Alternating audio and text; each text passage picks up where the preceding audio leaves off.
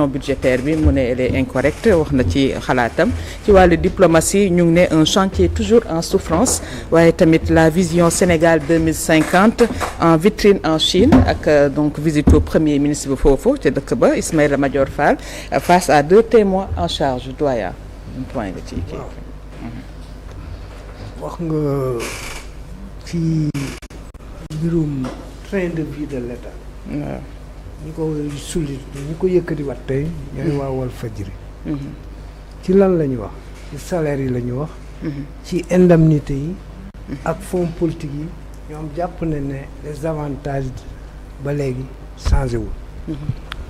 loolu nag dafa am fan jële ci ginnaaw ku leen jiitu ci loolu te kooku ci nguur gi la bokk bu ñuy wax Habib Sy xamal ne yoon daal moom wax dëgg yàlla par rapport au train de vie de l'État moom gis ñu coppee ko kooku wax ko nag ci ñoom la bokk déggaguma nag aussi kenn ku ko weddi ci li mu wax donc ça veut dire que loolu lu ñu mën a teg bët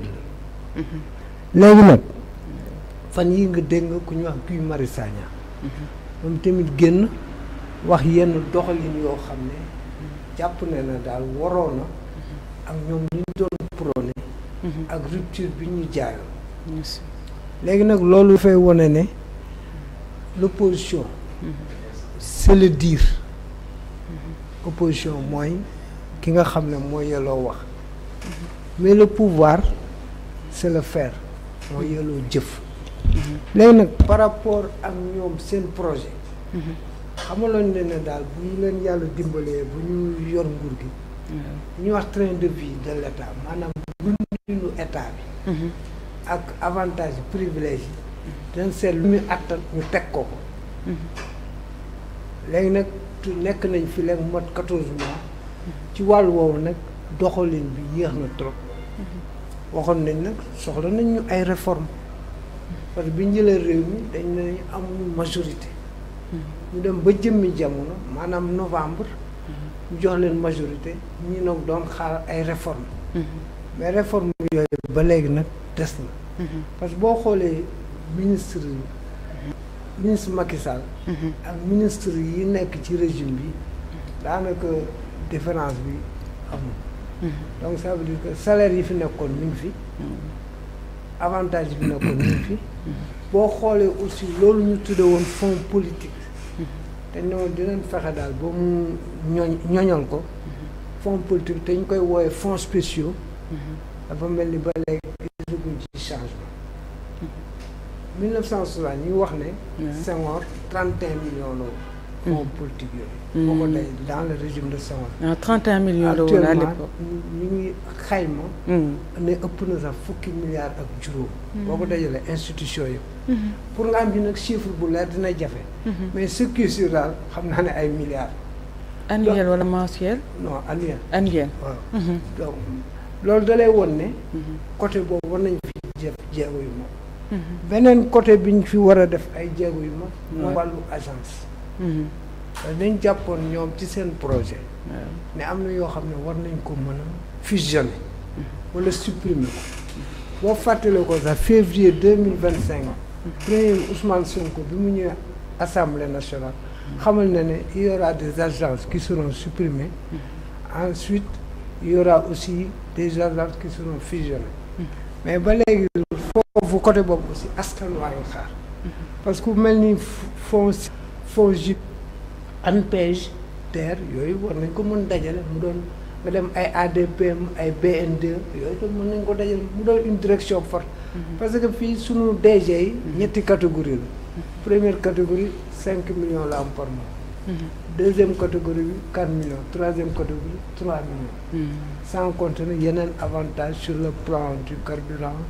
ak logement ainsi de suite donc ça veut dire que war nañu xool daal parce que comme que jàpp na sunu pays bi te ñun waxuñu ko ñi ko yor ñooñu ko wax nee nañ c'est une économie en ruine économie en ruine nag boo ko yoree da ngay fexe ba mu baa gëñ a sol waxoon nañu 4e sous-sol lañ nekk ku nekk 4e sous-sol la war nga jéem a nekk sa rez-de-chaussée xam naa du yomb mais nag dañu góorgóorlu ci côté boobu ba nga xam ne def ci ay jéego yoo xam ne Sénégal yi dinañ ci gis seen bopp parce que mënoo woon ci ñu takk seen biir te yow sa biir dafa mel ni takkoo ko boo gisee coow li fi waral yëpp lu ñu lay wax lépp affaire xaalis affaire nangam affaire jumtukaay ay affaire yu bakkan ak yooyu léegi nag dafa am formule boo xam ne moom lay caricaturer souvent à moi les honneurs et l'argent et à vous les horreurs xam nga Adja loolu day compliqué donc ça veut dire que daal sur ce registre précis te comme que ñoom yàlla dogal na ci seen projet yooyu da cee bokk nañu seet fu il y a nag gis naa ñu def ay efforts par rapport aux niches d'économie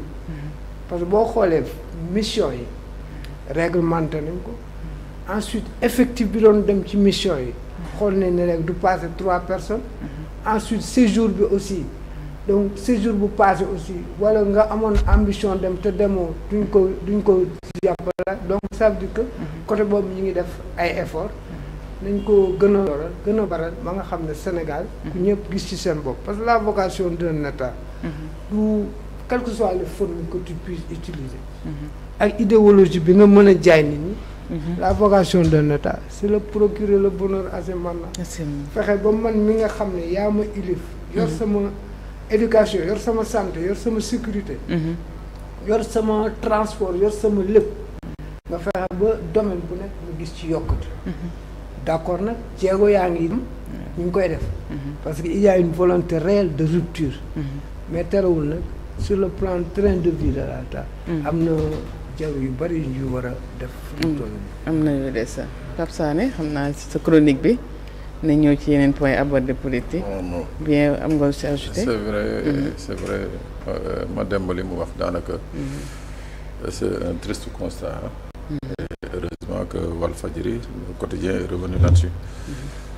le pouvoir là bi ñuy egsi ils avaient tous les atouts en main pour imprimer li ñuy wax rupture bi nga xam ne moom lañ digoon Sénégalais yi mais malheureusement le constat il est amer mooy que ñoom dañu ñëw tomber dans la lourdeur de nos États africains yi nga xam ne ñoom jàpp nañ ni que Mademba l'a dit tout à l'heure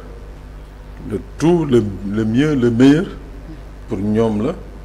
et pour le bas peuple voilà c'est les résidus soo xoolee nous on a un État qui nous coûte excessivement cher c'est un État bi nga xam ne kii soo xoolee un peu dans l'histoire qui ne vit que dans ce qu'on appelle le luxe ce qu'on appelle les ors et consorts ñoom loolu lañ fi fekk te jéemuñu ci dindi dara alors à partir de ce moment moi je crois que ça va être très difficile de redresser la barre nii parce que y en a qui ont commencé à s'embourgeoiser c'est évident lii nga xam ne moom mooy point principal bi nga xam ne man si laa leen doon xaar c'est sur les fonds spéciaux les fonds politiques quelle que soit la dénomination c'est des fonds yi nga xam ne dans tous les pays sérieux c'est des fonds même s'ils sont votés qui sont sous la surveillance de l'Assemblée nationale mënuñu jël ay milliards ne jox nañ ko Mademba ba pare laajuñu ko ci benn compte ce n'est pas possible c'est ce qui fait bu nit nekkee ci nguur gi ba génn mën a justifier wu ni que moom milliardaire la on l'a vu ici avec le président Macky Sall 2012 bi mu egsee la mu wax avec ses 8 milliards président Abdoulaye Wade moom ko may kenn mënu ci dara parce que président Abdoulaye Wade avait des fonds politiques qu'il distribuait généreusement je crois que point boobu war na nekk point bi nga xam ne dans le cadre de la bonne gouvernance war na nekk point bi nga xam ne ñoom dañ ci war a taxaw xar ci seen tànk tubéy fexe ba nga xam ne tous ces fonds spéciaux politiques nangam sangam ji légiférer ko à hauteur à dimension des Sénégalais que nous sommes waaw dégg nga parce que ça existe partout mais dañ ko encadrer pour tel et puis à chaque fois que bu ñu amee liñ ci dindi wala bu ñu ci dindee dara il y a une commission au niveau de l'Assemblée bi nga xam ne dana ci saytu dana ci wax ailleurs c'est ce qui se fait pourquoi on peut pas le faire voilà donc jàpp naa ni que sur le train de vie de l'État le pouvoir actuel a raté le coche a raté le coche ces fonds spéciaux sur les privilèges surtout nag privilèges yi man le mot privilège bokk na ci mot bi nga xam ne moom laa gën a moom enfin ça daf may écorché quoi waaw le mot privilège man dafa bokk ci mot yam dañ may écorché parce que on peut pas dire que dañuy egsi fii fekk fi un pays quatrième sous-sol le président qui nous dit qu'il n'a pratiquement pas de marge de manœuvre pour dérouler son plan et que au moment on voit au plus haut niveau de l'État nit ñi di vivre comme des princes ce n'est pas possible waaw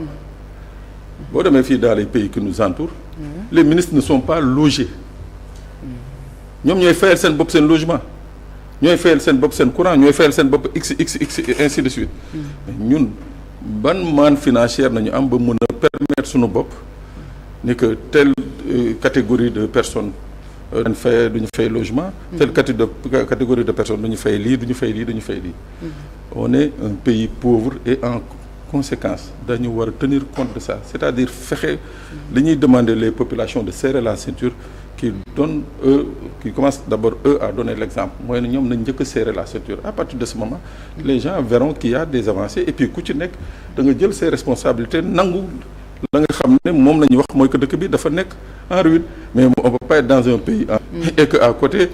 c'est des rutilantes qui roulent du matin au soir et oto yi nga xam ne 1000 litres essence par mois mënu ko dundal et on nous dit qu'on est un pays en ruine non moi je dis que sur ce point-là ils ont raté le coche waaw maintenant il y a encore moyen de rectifier corriger quoi il y a lieu de corriger oui il y a lieu de corriger pour le moment il y a lieu de corriger mais ce qui est en train de se faire amul benn différence ak ce qui se faisait auparavant voilà voilà monsieur waaw man déglu naa bu baax li Dembélé Banta Dia ak Pape Sané wax man duma am objectivité journaliste mais damay am sincérité citoyen boo xam ni nga ko waxee écrivain la ingénieur de projet et communicant bokk ci wàllu politique dama nekk acteur politique bu am sama mouvement buy nekk option nouvelle génération boo xam ni day soutenir majorité présidentielle nekk ci jubal jubanti donc man li may ñaanal Sénégal ak li may ñaanal nguur gi fi nekk président Bassirou Diomaye Diakhar Faye ak premier ministre am bi nga xam ni dafa bëgg mu super fort muy premier ministre Ousmane Sonko dana lay di ñaanal mu am ndam ndaxte foofu la ndamu Sénégal di nekk te foofu la jeunesse su Sénégal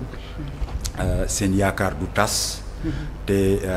yaakaar bi nga xam ni moo tax ñu fal leen en mars 2024 fort na fort boo xam ni bu tasoon musiba lay doon ci réew mi ndaxte danañ toogaat lu mat ñaar fukki at te benn jeune dootul gëmati discours politique li ma bëgg a wax dama ko bëgg a wax ci wàllu république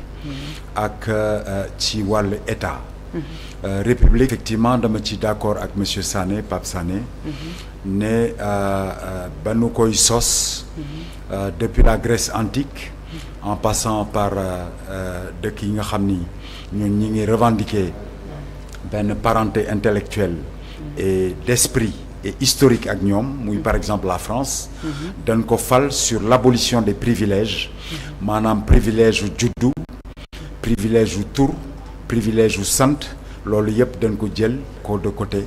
ne ni ñu ko waxee ci tubaab tous les hommes naissent libres et égaux en droit et en devoir donc république loolu la mais ci beneen wàll bi état dafa nekk loo xam ni dañ ko war a préserver ndaxte ni ñu ko gisee dans la fable le roi est nu ñëpp di seetaan buur bi solul yére kenn sañu ko wax ba benn xale ne le roi est nu public état kon dafa nekk loo xam ni benn mystique la pour mu nekk pour mu am jëmm dañ ko war a gëm te pour mu gëm ko dafa am loo xam ni luy wàññi darajaam ak luy wàññi taxawaayam dañ ko war a éviter. li ñuy wax ci wàll utilisation des fonds de l'État en fonds politiques ou de fonds secrets, li ñuy wax en termes de moyens de l'État mu nekk aussi bien les salaires des directeurs généraux que des ministres, wala le train de vie de l'État lié à l'utilisation de véhicules automobiles yoo xam ni bu ñuy circuler dañ leen di dar nu am flèche bu leen jiitu, nu am ay garde yu leen entouré, garde motorisé. loolu yëpp pour man dafa bokk ci mystique de l'État boo xam ni dañ ko war a préserver à tout prix et dans tous les cas et dans tous les régimes. État dañuy faral di wax ne continuité la. donc ak lu nu manti wootee fin d'un système, état bi fi nekk mooy état bi fi nekk depuis bi Sénégal moomee boppam muy 1960 muy 1958 sax ba Mamadou Dia signé les accords de transfert de souveraineté avec le premier ministre français. dafa nekk une continuité boo xam ni dañ ko war a assumer. boo yore sa kër. noonu rek laa ko mën a misaalee. nga may ma daaneele foofu. doo ni benn yoon la ni lekk ci bis bi. ndaxte sunu loxo jotul sunu ginnaaw. bu dee yow borom kër gi mënoo ko liggéey. nga ko lijjanti boo ko mën a lijjanti da nga ko leb. yal na boo ko sàcc nag. duma egg foofu. mais je dis il faudrait que benn discours populiste. boo xam ni peut-être sax j'en conviens favoriser na élection ñi fi nekk. mais ni ko sama voisin waxee. l'opposition c'est le dire. Le pouvoir c'est le faire. Ils sont aux responsabilités, ils doivent les assumer. Tout à fait. te dama leen di soutenir ci assumation loolu. donc il ne faut pas au nom d'une certaine excessive transparence. Ou, et je termine vraiment par là, d'une excessive esprit d'un excessif esprit de pauvreté. nu bëgg ndax da ngay dimbali fukki pauvre yow nga ñëw fukki juróom-ñeenti pauvre kon nga ñëw fukkeel leen.